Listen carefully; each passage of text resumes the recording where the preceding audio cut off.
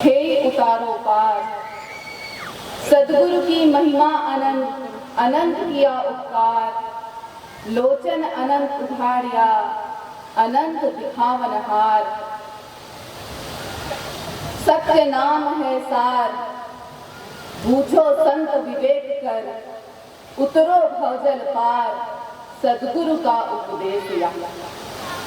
कण कण में विराजमान अनंत सत्ता स्वरूप सद्गुरु कबीर साहेब, धनी धर्मदास जी साहेब, आमीन माता साहिबा एवं 4 गुरु वंश 42 साहेब के पावन चरण कमलों में कोटि कोटि बंदगी करते हुए सभा में उपस्थित समस्त साहेब के प्रेमी हंस जनों को भी मेरी साहेब बंदगी साथ।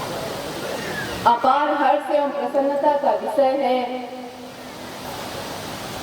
कि आपके ग्राम अमोदी में त्रिदिवसीय संत समागम समारोह का पावन आयोजन किया जा रहा है।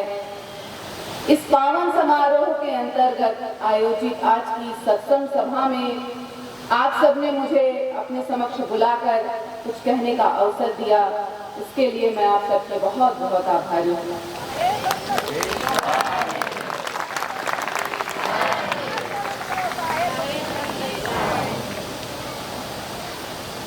जैसा कि आप सभी जानते हैं कि सूर्य में प्रकाश होता है, जल में तरलता होती है, चंद्रमा में शीतलता होती है, वायु में वेग होता है।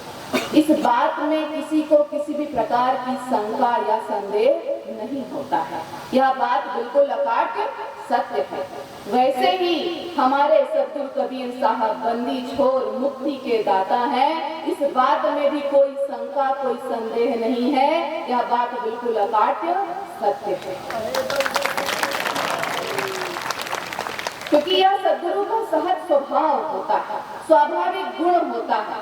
सद्गुरु मुक्त पुरुष होते हैं और अपनी शरण में आए जीव को मुक्ति अवश्य प्रदान करते हैं।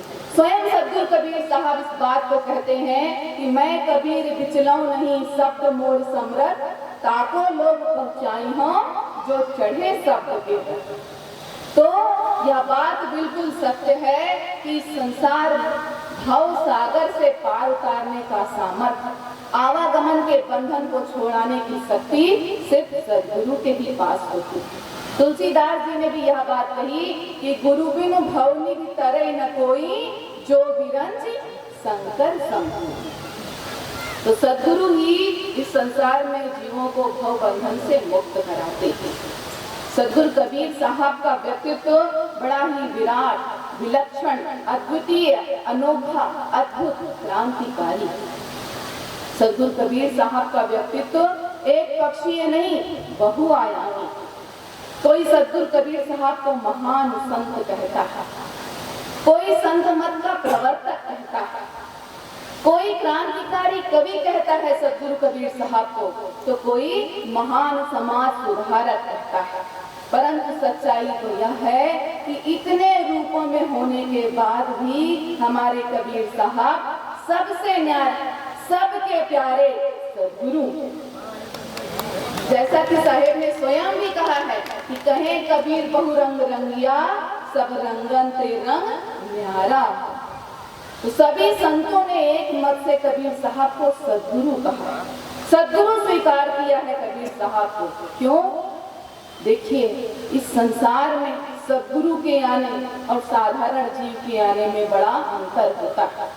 जहाँ साधारण जीव माया मोह के कारण कर्म बंधनों में बंधा हुआ संसार में जन्म लेता है, आता है, वही सद्गुरु जीव के, मनुष्य के इसी बंधन को, भव बंधन को तोड़ने के लिए, काटने के लिए, जीव को आवागमन के बंधन से मुक्त कराने के लिए अपनी